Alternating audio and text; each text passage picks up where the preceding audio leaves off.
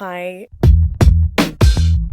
Hi, hello, and welcome to this week's episode of Weekly Wrap Up, the video in which I tell you what I read last week, what I'm currently reading right now, and what I'm planning to read this week. I am your host, Jo, and today's episode is going to be a special episode because I didn't do one last week, so we have a double feature picture show type of situation. And I didn't really finish a lot of things in the past 2 weeks because I'm working on some chonkers, if I'm honest. Mr. Bernard, my faithful servant, is right here. You cannot see him, but he is here, I promise, and I'm covered in dog hair already. Let's get it. Let's get the show on the road. One Piece Volume 14. I'm still slowly making my way through the series. At this current moment in time, there are things that I really love about the series. Where we were at in this volume, we're on this island of giants. These two giants have been battling each other for the past 100 and something years, and the Straw Hat crew comes to this island, and we get to interact with the giants, learn more about what they're doing, why they're fighting. It was reminding me of Gulliver's Travels, and then we added in this group of people called the Baroque Works. The men have numbers. They're like Mr. 5, Mr. 3, Mr. whatever, and their partners are named after a day of the week. So you have Miss Wednesday, Miss Sunday, and I can't keep them straight. I like the idea of the Baroque Works. We get to learn a little bit more about their motivations, why they're doing what they're doing. I like the idea of them. I just am not in love with the execution of them thus far. I enjoy certain aspects of One Piece so far. I enjoy the backstories that we get. I think they're all pretty traumatizing, but they're really good. I really like them. I enjoy some of the action scenes, even though some of the fights can last a little bit longer than I would personally like. I also really like the characters. I think Luffy is fantastic. He's a little bit of a ridiculous, naive character, but he also is so strong and so loyal to his friends, and he's so willing to help everyone around him. Zoro is one of my favorites as well. I love him. He's kind of like a himbo type character, as well as Usopp. I love Usopp. When we're introduced to him, he's kind of like the boy who cried wolf. He's known as the town liar. He's just a very fun character to interact with in the story. We have a couple of new characters that we've introduced, and I'm not 100% on them yet, but it's still early in the game.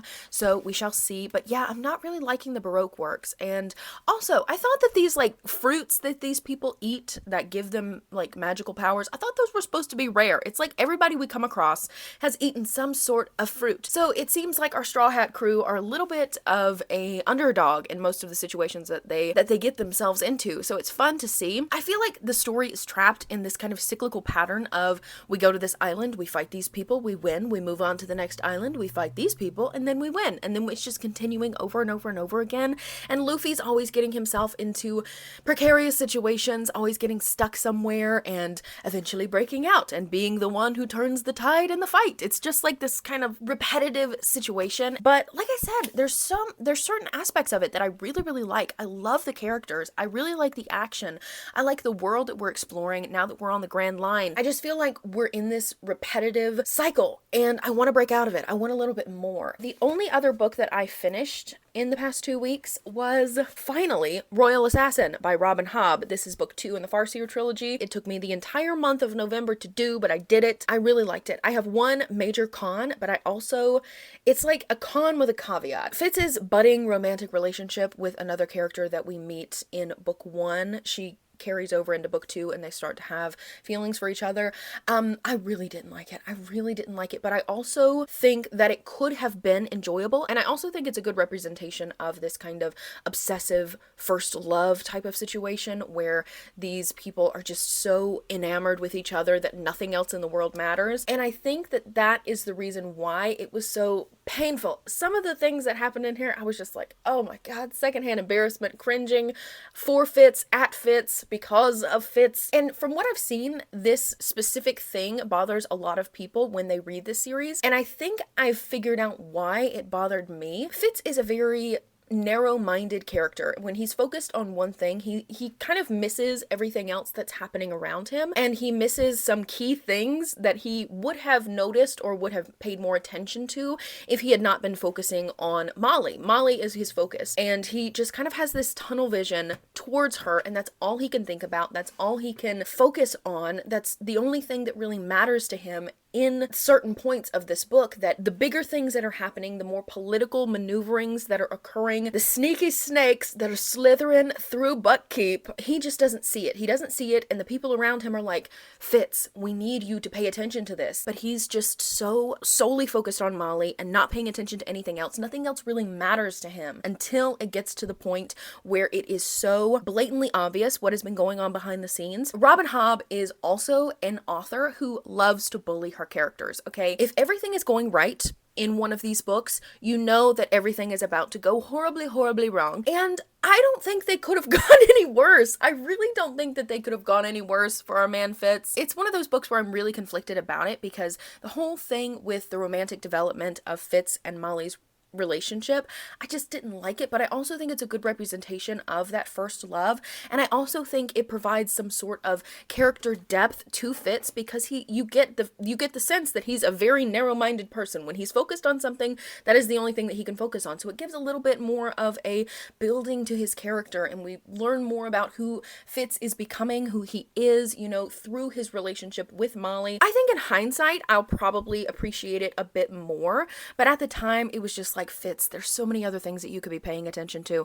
But I did enjoy it. I did enjoy it. It was a lot of, I'm not going to say fun, but Hobb's writing is so enjoyable. It's so much fun to kind of just sit and linger with some of her sentences. I think that she has a lot to say about human nature and her explorations of different human beings and their motivations. She also explores the darker sides of human nature and the manipulation and just the search for power as well, but also she is such a bully. She is such a bully. We also got introduced to Night Eyes in this, which is a character that I've heard a lot about in conjunction with Fitz, so it's exciting to see that beginning to develop. I love the characters in this though. I love Verity, I love Burek, I hate Regal with a fiery burning passion, but I think that that is a sign of really good writing. I love Fitz despite the fact that he can get on my nerves sometimes. Hobb makes it to where I can understand why he does things, I can understand his emotions, and I can sympathize with his situation. I love Lady Patience, I love Ketcherkin. The female characters in this are just so strong and so wonderful, and yeah, everything has gone to shit. So let's talk about the books that I am currently reading, and will probably be the 2 books that I'm going to be working on within this next week coming up. One of them is, of course, Assassin's Quest. I had to pick this up because of the way that Royal Assassin ended. There was no fucking way I was not going to pick this up right afterwards. I'm not very far into it. I'm on page 111 of this behemoth. I had to put it back down because I got about 60-ish pages into it and I hated the way that the story was going. Fitz was making some decisions and doing some things. Okay, let me just say one more thing about Fitz. Fitz is the type of person who, when he's having a hard time or when he is really struggling with something or when he's experienced some sort of traumatic event in his life, he pushes everyone away. And that's something that's very relatable to me, but it also makes it so frustrating. So some of the events that happen at the beginning of this are directly tied to the ending of Royal Assassin, and I understand why they're happening. I understand why the story is going in this certain direction because we kind of have to get a bit more of a broader view of the 6 duchies, right? So in order to do that, Fitz needs to leave. He needs to leave the nest. The way that Hobb did it, I feel like was really cut and dry. I think it does go with Fitz's character because he has done certain similar things before. It was done with a purpose, and I feel like it was done a little bit too heavy-handed for my taste, where it was kind of like, okay, well, the plot needs to move, so this needs to happen, and now we're gonna have that happen. It was just kind of, I've come to terms with it, obviously, because I've moved past page 60. I understand why it needs to happen, and that doesn't mean that I like it. That doesn't mean that I like it, because there's some other characters that have been introduced that I'm not loving either, so we'll see how it goes. I'm gonna take it slow, like I have been for the other 2 books in the series. One that I'm not taking slow is Dark Age by Pierce Brown. I'm doing a immersion read for this, so I'm listening to the audiobook as well as reading it physically at the same time.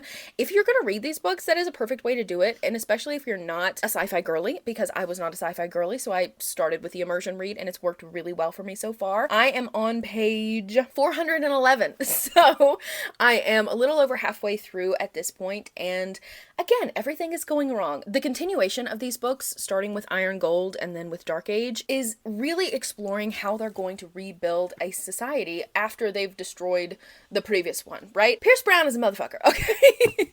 I love these books so much, and the characters. I can't talk a ton about the plot of this book because it is the 5th book in a series, but I do want to say that Pierce Brown has a way with building his characters that makes me just so connected with them, and they're almost flayed open on the page, and they're so vulnerable and raw, but it makes me so emotional because I feel like I know these characters to the marrow of their bones, you know? And these are my people. These are my people. And what makes it so difficult is that these people are not good people. War crimes are happening on both sides of everything. This conflict is so huge that it's almost difficult for me to imagine. I mean, within a blink, within a sentence, Darrow will say, and 1.5 million people died. And I'm like, what? This conflict is set on such a massive stage that it's almost difficult for me to fathom the consequences of this war because they are so steep, they are so difficult, and we follow these people. They're singular people in this massive conflict that's happening, and so we get to know each of these people within their role that they're playing in the wider conflict.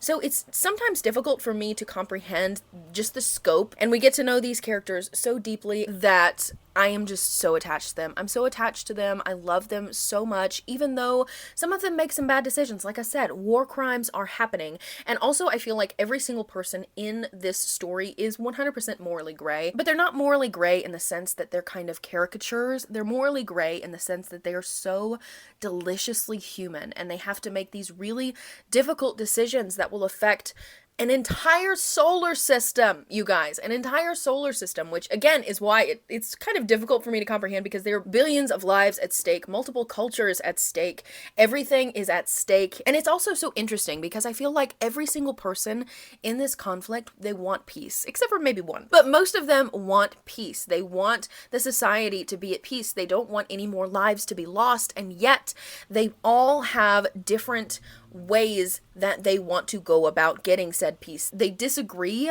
on what will bring this peace and what is going to be the best for the society as a whole. So we're trying to figure out what is good for the entirety of the society, and everybody has a different opinion on what that means. And like I said, it's just to such a massive scale that it just blows my mind. It blows my mind, and I love these characters, and I've already cried like 5 different times because these books just make me so emotional because Pierce Brown, like I said, he writes his characters to be flayed open, and it's really easy to attach to them because of the vulnerability that they show and because they're just so deliciously human. They're so deliciously human. It's so complicated and to such a massive scale that I have no fucking idea how this is going to be resolved. I really don't. I do have to say that this one is a lot more military heavy. I mean, the first part of this book is just a massive battle, a massive battle. So if you read Iron Gold and you're like, what the fuck happened to Red Rising? It was a setup for Dark Age. That's all it was. It was a setup for Dark Age. I liked Iron Gold, but it was a setup for Dark Age, and Lord have mercy. Pierce Brown doesn't quit, okay? If you're looking for something fast-paced, just pick up this series. Pick up the series. If you're in a reading slump, pick up the series. It's just, he does not quit. He does not quit, and he will punch you repeatedly in the gonads. So those are all of the books that I have finished in the past 2 weeks. Those are the books that I'm currently reading, and those are the books that I'm going to be reading in the next week. I hope you guys enjoyed this video. If you did, please make sure to join the NotSoAverageJo army. We are currently going broke buying Christmas presents, but it's gonna be okay. It's gonna be okay. It's gonna be fine. Money isn't real, okay? Anyways, I hope you guys have a fantastic week, and I will see you next time.